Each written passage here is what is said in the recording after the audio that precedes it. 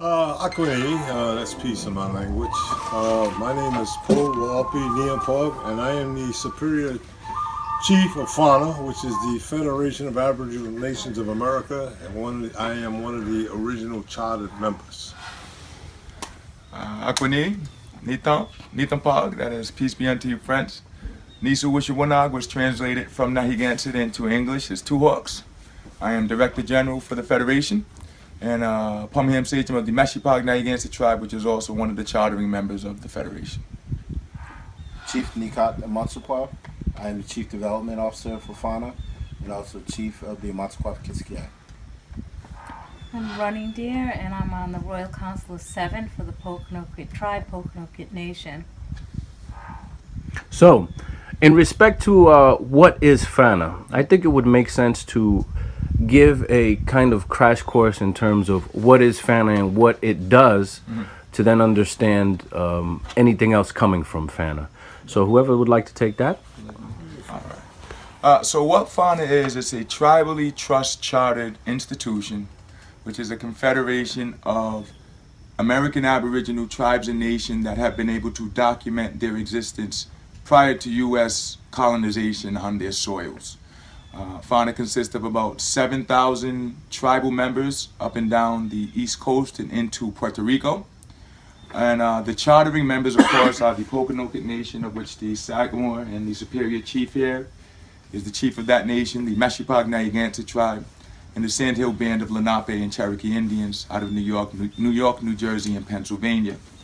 FANA was trust chartered so that tribal nations who are operating in the capacity that we all are, which is through tribal trust charter established according to International Hague Trust Treaty standards, could come together to work to develop policies, procedures, and then implement them that would be beneficial for our people. One of the main issues is that most times the only way that nations are able to gain any sort of recognition or acknowledgement is through a federal recognition process. But in the process of doing that, to simplify it all, what happens is the federal government creates a tribal trust and then inserts the U.S. Congress as the caretakers of the trust. So that's why you often hear of federal trust lands.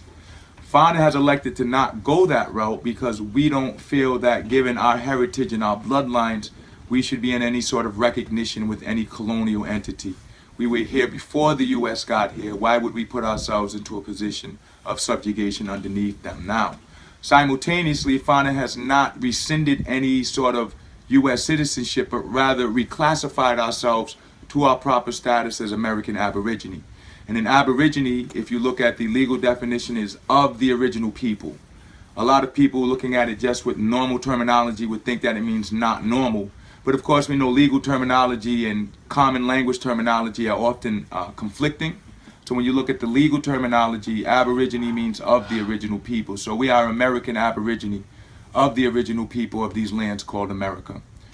From that point forward, we've been moving in a manner that creates institutions for ourselves according to not only the United Nations Declaration on the Rights of Indigenous People, but also the American Declaration on the Rights of Indigenous People, which was passed June 16th, 2016 by the Organization of American States, which is binding upon the United States of America and also makes indigenous issues human rights issues. And that's really what this is all about, making sure that we're operating in our proper capacity, making sure that we are negotiating and working with local law enforcement agencies to inform them of who we are and who our people are, and also creating a better future for our tribal members and citizens, because the federal recognition process has excluded most of us from that, and we don't feel like we should have to be proving ourselves to a colonial entity when we were here first and our bloodlines speak for themselves. How does that sound, Chief? I think you've done an excellent job explaining who FANA is. So in that same line of questions, in order to better understand, the kind of the environment that FANA is operating in, and also what's going on in politics and in social issues in the country, there's another organization called NAAIP, and I'd like to kind of refer to that because I noticed that on social media there's been a lot of association and indirect association, and I think it needs to be addressed.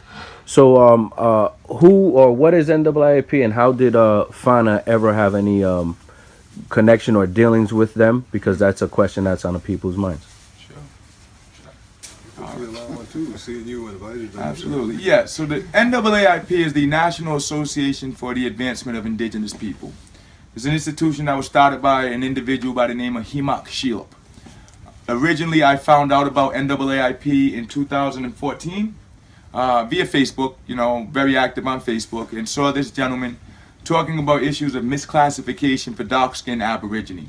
As we looked more into his background and what he was talking about, the legal edicts and principles that he was talking about definitely met up to research standards. He was speaking specifically about the Racial Integrity Act of 1924, and how it had misclassified a lot of Indians to the classification of colored. And this resonated with me in particular because my fourth great grandfather, Chief Brister Michael of the Narragansett Indian tribe, was chief of the tribe in 1881 when the state of Rhode Island illegally detribalized them. And my grandmother, rest in peace, before she passed, had done a lot of research on our historical lineage. And she was able to come across a copy of his death certificate, and lo and behold, on the death certificate, he was listed as colored. So if they can do that to the chief of a tribe who's documented by the state in the 1881 Commission's report on Indian affairs, they can do that to any tribal member. So when he was speaking of these things, he was also speaking of the United Nations Declaration on the right to self-determination. All of these elements were adding up. So I ended up reaching out to the gentleman on Facebook, and I said to him, hey, look, don't know too much about you, don't know too much about your institution, but you're saying that you can help. This is who my people are. And of course, once again, pre-colonial, if I could share the Sagamore and the Superior Chief's lineage, he is the 10th generation grandson of the Massasoit Osamequin. Massasoit means great leader. Osamequin means yellow feather, of the Pokanoket tribe, of the Pokanoket nation. You would know the Massasoit from being the chief that greeted the pilgrims and saved them, being the chief that had the first Thanksgiving with the pilgrims, being the chief that ultimately signed the first treaty with the English. And then also, he's the 9th generation great-grandson of Poe Metacom, who's more commonly referred to as King Philip, who was the chief that started the King Philip's War. And then he's also the 6th generation great-grandson of Simeon Simons, who was George Washington's hand-picked bodyguard during the Revolutionary War. So this is the lineage that we're dealing with. The chief here is direct lineage from the Powhatan royal line. Would you care to share a little bit about your heritage, Chief? Originally, traditional land is Kiskak, which is the Yorktown area of Virginia. Actually, our traditional lands is currently the Yorktown Naval Base. Our families, when at a point where they kind of wiped out or attempted to wipe out the tribes, were dispersed among all bordering villages. The Chickahominy, the Eastern Chickahominy, the Rappahannock, the Pumonkeys, which my line actually goes to the chief line of all of those tribes. And what is the particular names of some of the chiefs that you connect to, Chief? They're all the last name are Bragby, William T. Bragby, Terrell Bragby, Alan Bradby, and also Alexander Bragby. So once again, when you're talking about FANA, you're talking about tribes and nations that there's no question of who we are and no question of the substantiation of our heritage. So I reached out to him and I explained this to him, and he was very eager to come and help. We talked about the fact that NAAIP just simply helps people to reclassify to their proper status and then to pursue legal remedy for the things that have been done to them in terms of the misclassification. And this was of interest to me, so I invited the gentleman up to our territories to come and meet with some of the other tribes that were up here. Eventually he did make his way up here. I think 2 trips he made before I introduced him to the actual chiefs. He did a presentation to the chiefs, and once again his legal sort of doctrine was right on point with what we had known, and there seemed to be an actual option for us moving forward. So a number of us decided to become NAAIP members so that we would then have, in his opinion, the ability to access his database of resources and be able to engage with him as a consultant as we move these things forward. And that's what we did. Now this is going into 2015 at this time. At this time, he also invited the Superior Chief and I to attend the United Nations with him, which was interesting for us because we had never been to the United Nations. And upon going to the United Nations, we were actually able to enter the United Nations with the NAAIP card. So of course, this is substantiating in our eyes more of what he's saying. So we came back from there and started to speak to more of our people. A number of them were very hesitant to get involved with the institution, so they didn't. But the individuals who were involved continued to build upon the information that he had shared and also do research amongst ourselves. Eventually, and this is where we kind of red flags started to go up. Now, can I interject? Is that Sure. about a year? How long? Yes, this is taking place over about a year's time. Now, in this time, I would like to also mention that he had gone back down to his place in Cherokee, North Carolina, or somewhere around there. And one day I just got a phone call from him, and the man was hysterical on the phone, talking about the cops had taken his children, and he needed to get them back, and this, that, and the other. So, the brother had come up and shared some very good information. So us, as Indian folk are, we were wanting to help. So he ended up coming up here with a number of his children.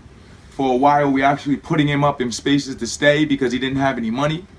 And during this time, he was holding classes at our local community center, just educating our people around the issues of misclassification, reclassification, status and standing, international law, all things that are very, very solid in terms of the law and how they can be applied and should be understood.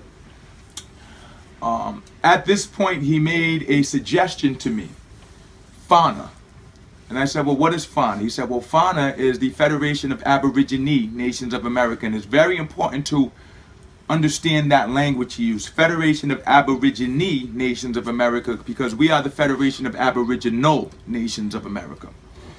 And he said that, NAAIP is just for individuals. So it doesn't really have power. All it can really do is kind of help people to find out who they are. But us, with our history, was so substantial that we really should be moving in a capacity that was beyond NAAIP. And that as our consultant, he was suggesting that we not only establish FANA, but that we also reach out to the Sandhill Band of Lenape and Cherokee Indians. So the Sagamore and I, through our research, we found out who Sandhill was. Of course, they were pre-colonial, just like we were. He facilitated some conversation between the Sagamore and Chief Yanaguska and Taliona. Well-respected chiefs from Sandhill who had been in attendance at the United Nations for a number of years. We had ongoing dialogue, and we actually collectively created a charter that the three nations came together to form to create FANA. Now, during this time period, it just kept bothering me. I was getting ready to be an adjunct professor at Roger Williams University, and the grammar thing was just on my mind. And Federation of Aborigine Nations of America just didn't seem grammatically correct. And, Creator works in very strange ways, but it just wouldn't leave me alone. So I said to the rest of the chiefs, I really think it should be Federation of Aboriginal Nations of America. It just seems to be more grammatically correct. And the chiefs agreed with me. So instead of chartering the Federation of Aborigine Nations of America, we chartered the Federation of Aboriginal Nations of America. And that'll put itself out as I discuss a little bit further. We chartered that January of 2016. January of 2016, we chartered that. The chiefs came up from Sandhill Band of Lenape and Cherokee Indians. We first met at the Sagamore's house, the Superior Chief's house. And then we went over to the community center where we held the chartering ceremony, signed and sealed the document, and FANA was established. Now at this time, let me reverse a little bit. The reason we engaged with Hemoc initially was because he told us he was coming from a tribe called the Chachiyuma tribe out of the Tennessee area. And when we did our background check, there was indeed a historical Chachiyuma tribe. And his argument was that they had been classified as being extinct. But in fact, they were a real tribe, and he was a descendant of it, and he had gotten to a certain point in terms of his lineage, but he was certain that he was a Chachiyuma member. And, because of the information that he was supplying, we at the time had no reason to question that, particularly because of our experience here. So that's why we began to engage with him. So at this time, as we created FANA, he was still Director General or National Director or whatever his position was with NAAIP. He said that he would like to take on a consulting role with FANA and would like to be our executive attaché. And as executive attaché, he would help us with developing other protocols and procedures to assist the tribes in doing what they're doing, because it was also beneficial to NAAIP to be working with tribes of our that could substantiate themselves the way that we could. And he was doing that for a while. You might see on his NAAIP America Facebook page some video and some pictures up from an International Indigenous Peoples Cultural Conference that we held in 2016, March of 2016, March or April, where he was involved in that conference. But it was also FANA who was one of the sponsors, as well as an organization that I was able to start, the Providence Cultural Equity Initiative. NAAIP was one of the sponsors, but it most certainly wasn't the main sponsor. He did help us in getting some individuals to be able to come and speak at the conference. So if you look at his page, what you will see is pictures of us, but all from 2016. After the conference came, it then became time to register for visits to United Nations. And being that FANA was now a separate institution from NAAIP, our interest was to register and to go as FANA. Being executive attaché, he put out to the group that he would be the one to assist me in registration for the United Nations visit. And so for about a 7 to 8 week period, I asked him at least once a week when we were going to register for the UN, and he made it out to be this very detailed and involved process that you didn't want to get wrong, and we needed to just hold up because there was a couple of other things that were important, but that we would get to the registration. So this went on, and eventually I remember asking him twice in 1 week saying, hey, you know, it's getting very close to the UN. We don't want to miss the registration deadline. What's going on? So finally, one day, he said, okay, let's go ahead and register. And of course, I went to register, and lo and behold, the registration deadline had passed. So I'm saying to myself, well, this is craziness. I've been asking this man for 7, 8 weeks now to register, and all of a sudden the deadline's passed, and he's saying that he didn't know that the deadline was coming up. So in conversation, he then suggested that NAAIP create an agreement with FANA, that FANA would go in underneath them and they would represent FANA at the UN, to which I immediately replied, no, I couldn't do that. I said a lot of my people were very wary about the NAAIP institution. They allowed us to move forward as a tribe with the other tribes because it was a separate institution from NAAIP. And that if I went back and tried to pitch this to my people, they would remove me from chief. I said, so I wasn't going to do that. I didn't think it was in my own personal interest to do that. And I didn't think any of the other tribes, or in particular my tribal members, would go for that. And his response to me at that point was, well, I guess you got some figuring out to do. So right there I started to look at him differently. Now, to the credit of Nikat here, Nikat had been raising red flags for a while, just about certain things that Hemoc was saying. At one point, he had a conversation with Hemoc about some information that he found, and then when we had our FANA meeting, which we were doing on a weekly basis, Hemoc presented that information as if he found it. So I was having these conversations with Nikat at the time, but I was still willing to give him the benefit of the doubt up until the point where this situation happened with FANA. Now, in the meantime, the Sagamore just pointed out, we had engaged with the Rhode Island Department of Health, been talking to them about reclassification, about how they were missing our population in the state. We had gone around and met with representatives from the state police. Prior to that, we had met with representatives from the governor's office and attorney general's office.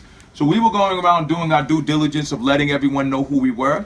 And of course, all of these state institutions knowing us, not only from our work as Aboriginal nations, but just from being good community members and active in the community, you know, they were fully understanding and respecting the process and the manner that we were moving in.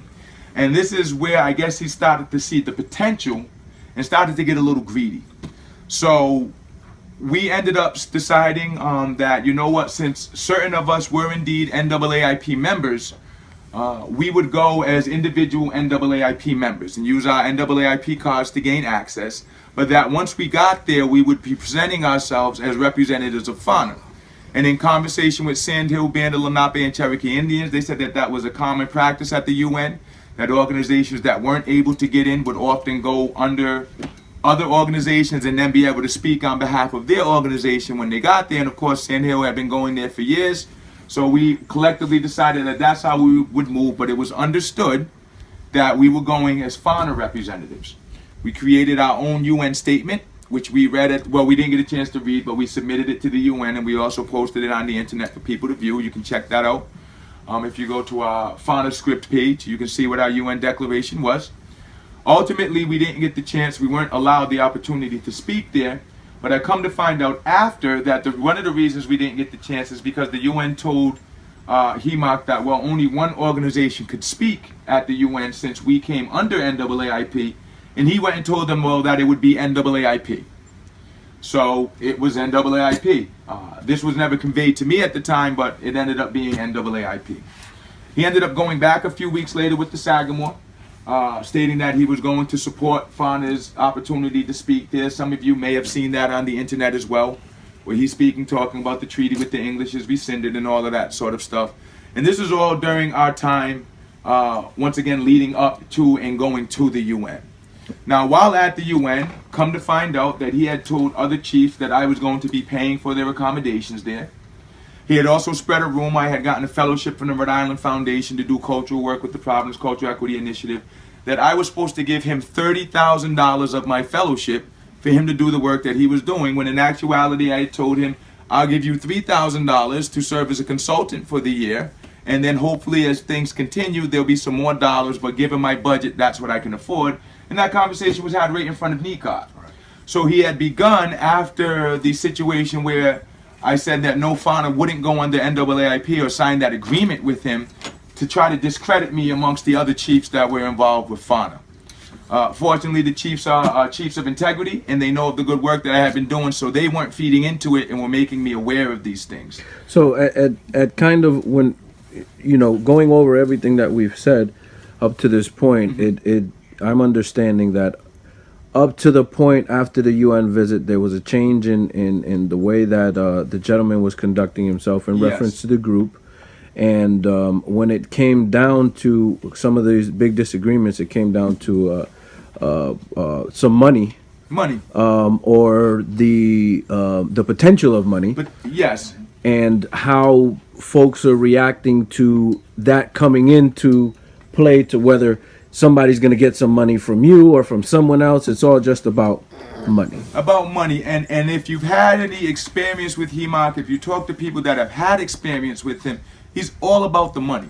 He uses the law, he uses people's ignorance and plays on it to try to dupe them out of fundings. I heard, and I won't give any names, but he duped a certain family out of $40,000.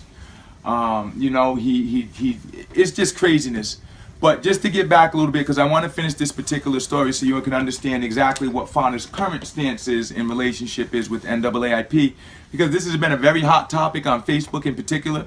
For the past week, I've actually been battling with a number of individuals who are concerned with the fact that we might be Washita and Moors and things of that nature. And I'll tell you, I had never heard the terminology until Sand Hill informed us when we started to have issues with Hemoc that he had had involvement with Moors. So now we come back from the United Nations. We have our first FANA meeting. I remember getting there a little bit late. Once again, it was at the community center, and I remember walking in and sitting down, and this man, I just remember him yelling. Just yelling about what an awful trip the UN had been, and how we had really messed things up, and we had presented ourselves as fools and all of this. And this was just staggering to me, because from FANA's perspective, the UN had been a fantastic visit. We had met indigenous leaders from all around the world. We had been able to inform them of who we were. We were able to hand out our UN statement so people would understand the heritage of the tribes that were involved. We got to take some fantastic pictures, which legitimized a lot of the work we were doing.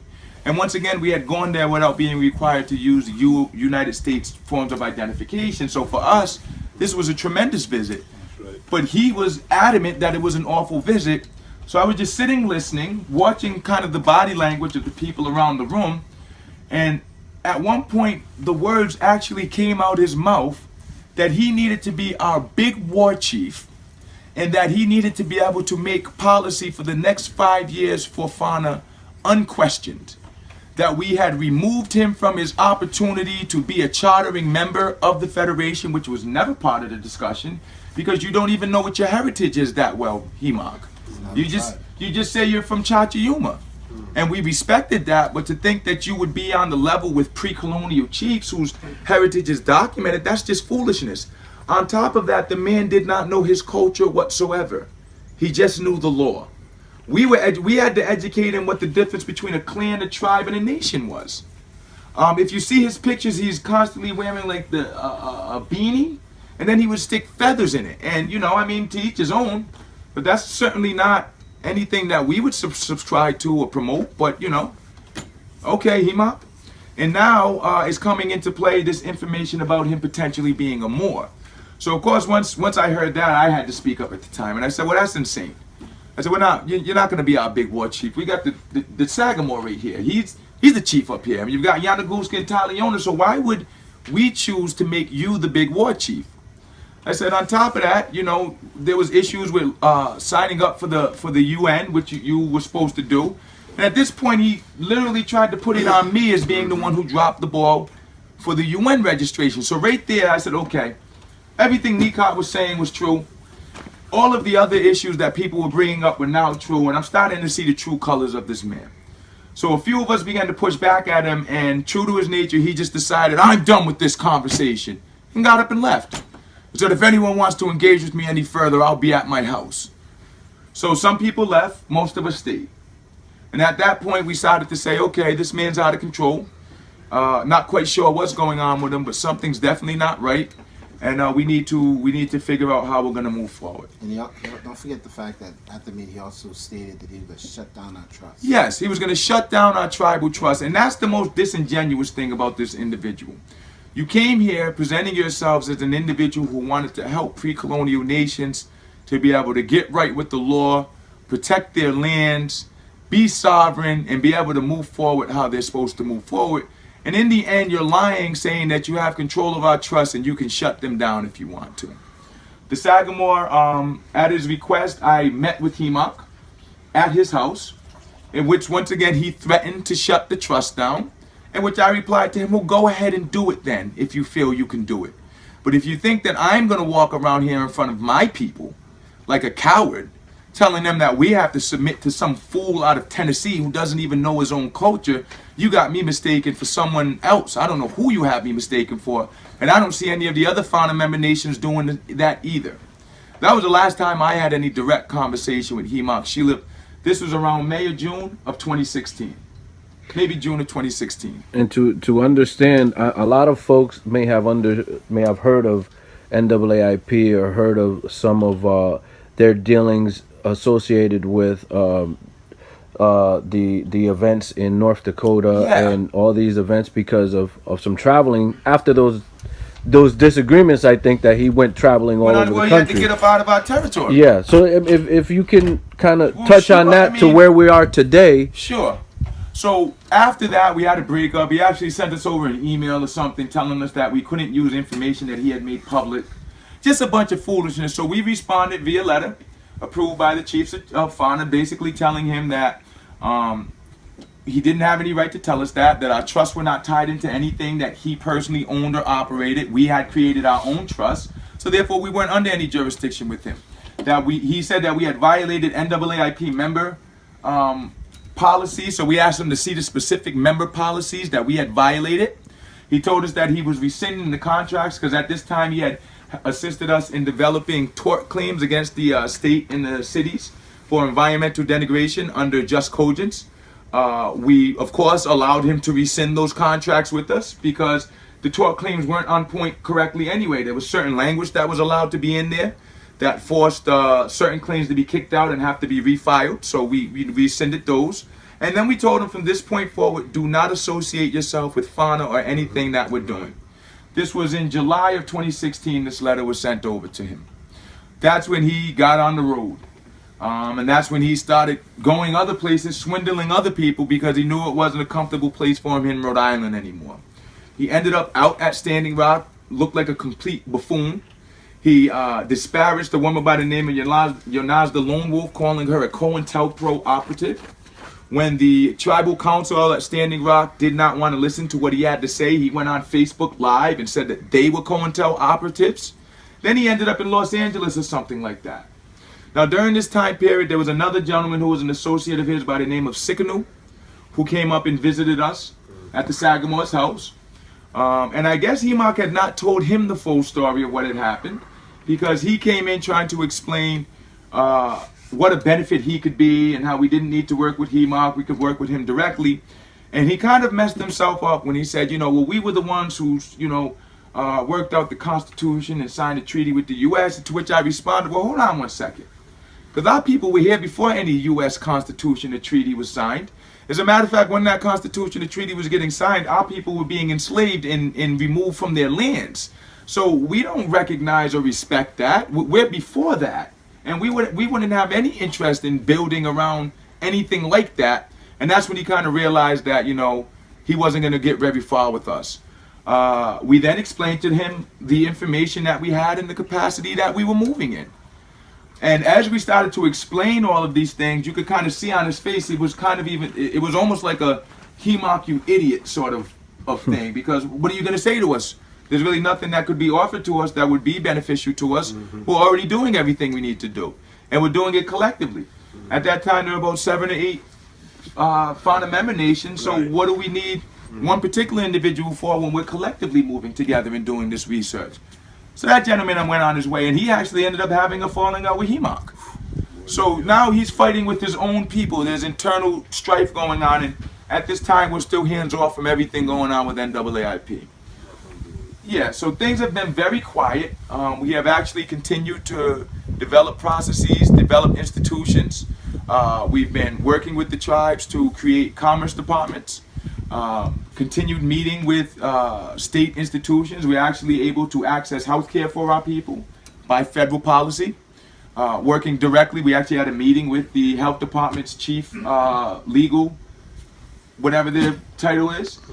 Was able to show her not only the validity of our trust based upon our blood heritage and our people, but also how the federal policy applied to urban Indians. Which is, you know, terminology. If you look at the federal policy, if it's a 30-page document, the first 28 pages will be about Native Americans and federal recognition. And the last 2 will be about American Indians and urban Indians. But if you only read the first 28, which is what they want you to, you'll never get to that information. And sometimes they'll even throw it in the middle. So we have been moving forward tremendously because the state knows who we are. The state knows of our bloodline heritages. They know what they did to us in terms of misclassification, and they realize now that we've been able to figure the situation out, and by law they have to work with us.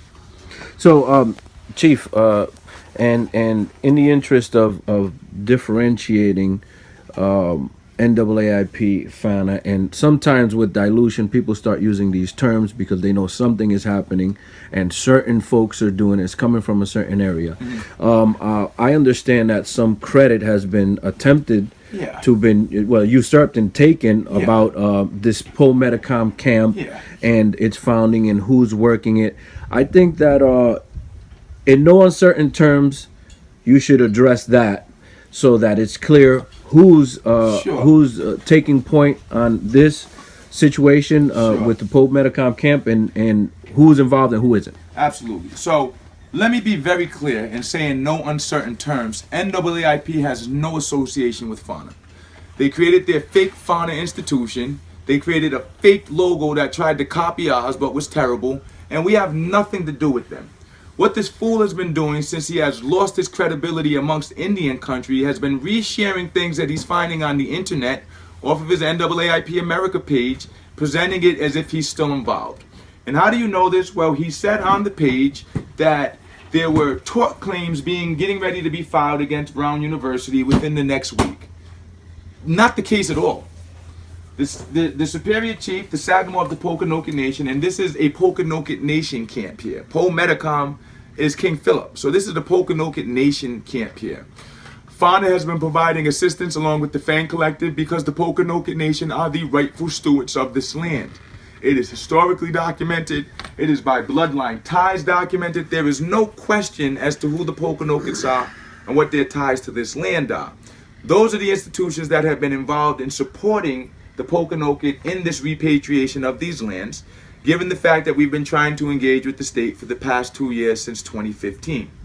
Because he has ruined his credibility, he's been resharing these things, presenting them as, oh, NAAIP members, because remember, once again, certain members of us did join NAAIP, myself included. He posted a picture of my template card that he processed for me, but did not put that the template card was issued in October 1st of 2014. 2014. So instead he presents the card as if we're still actively involved today. He's got footage up of the chief speaking, the Sagamore speaking at the 2016 conference that we did at Roger Williams, But if you notice, why doesn't he have any footage up from 2017? Because we did a conference in 2017. He just wasn't allowed to come to it. He has no pictures up from any visit to the UN in 2017, although he was putting out through his page that he was getting ready for the visit. Why? Because the UN is on to him. And they actually changed the guidelines for attending the UN Permanent Forum. They said you had to be a certified indigenous peoples organization. A certified indigenous peoples, which he is not. He just registered as one. We were able to attend the UN this year at the invitation of our good friend and brother, UN Ambassador Wampatuck Wampamiquin, who's been doing his best to explain to everyone that no, FANA has no relationship with NAAIP and neither should you. And we back the ambassador up in that assertion because this man is a clown. In our opinion, what he's been trying to do, and I've actually also recently had the opportunity to have some very good conversation with Chief Elwin Warhorse Gillum of the Chata Nation out of Louisiana, because he was also down in that area having individuals who were trying to find out who they were, Chata Nation tribes. Different bands and tribes of the Chata Nation, but never informing her that this is what he was doing in her territory. So I had the opportunity to speak on conference call to her people and inform them what our experience had been with Hemoc Xelup and how we had booted him.